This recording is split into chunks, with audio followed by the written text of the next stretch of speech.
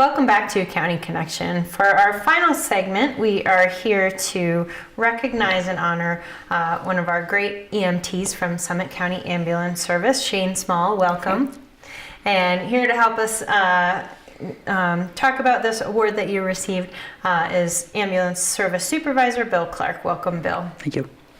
All right, so Shayne, you were involved in a response to an incident up at Keystone earlier this year, I think in January when we were still wintry. Yep. And you're in which a patient was ultimately transported to Children's Hospital.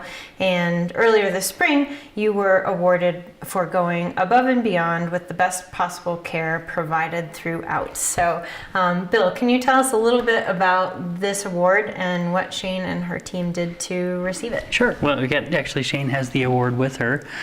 So the award is the Children's Hospital of Colorado Excellence in Pediatric Trauma. This is the Emergency Medical Services Award.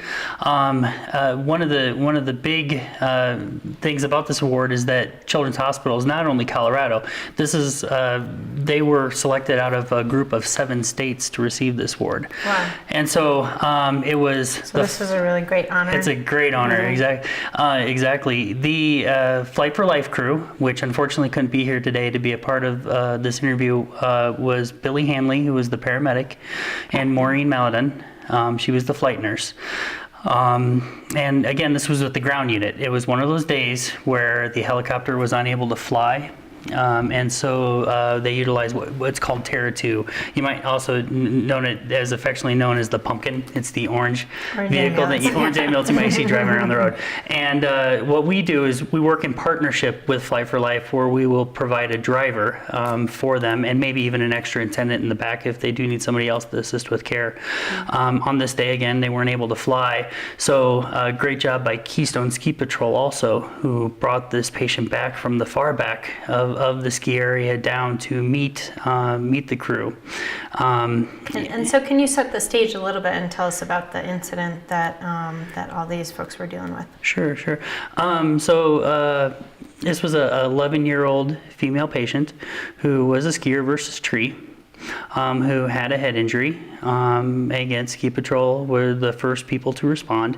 They transported the patient down by toboggan, rather extensive, long extrication. Probably about 2 hours to get out. Easily, okay. Yeah. Where the Terra 2 unit met the Ski Patrol at Keystone Gulch Road at the end of the road there. Shayne and her partner Jack were actually working on another ambulance that day, and so they were on standby there as well. They actually had another person coming out that day too.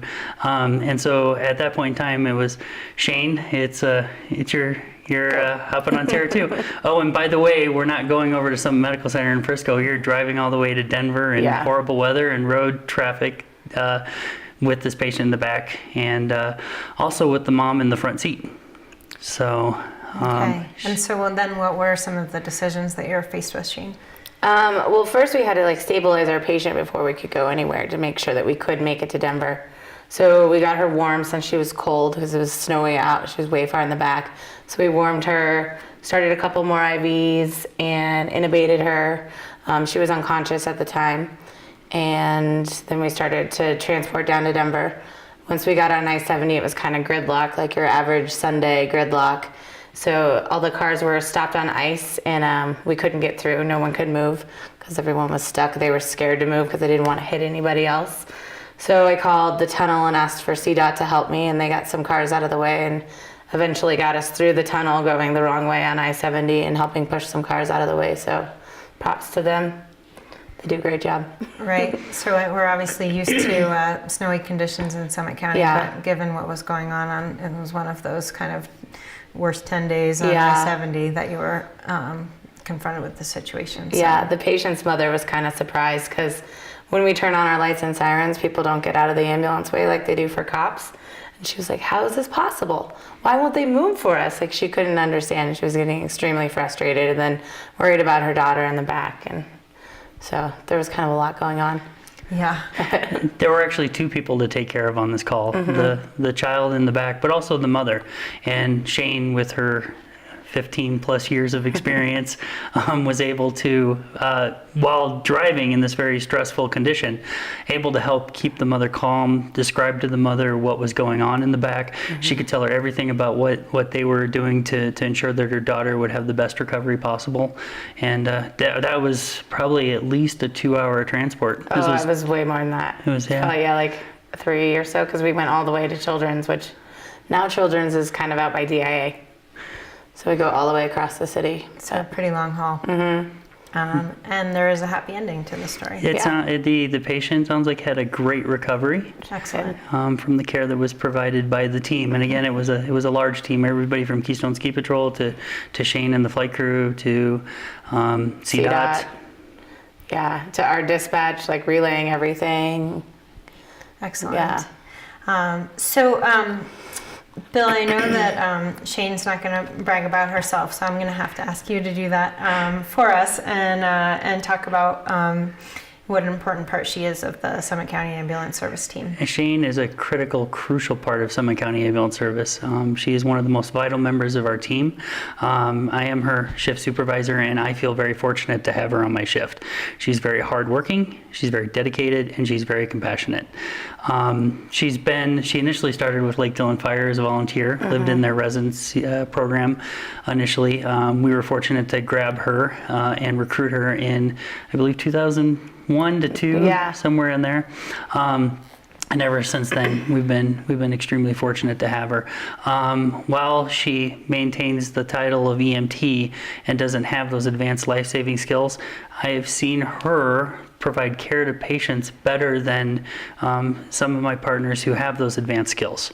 In fact, if I had a sick family member, I would feel fortunate to have Shayne taking care of them in the back of the ambulance or driving, either one. I would love to have her taking care of any of my family members. So I've known her for a long time. She's kind of like my EMS little sister. We are a family at Summit County Ambulance Service, and she is a great representative for our organization.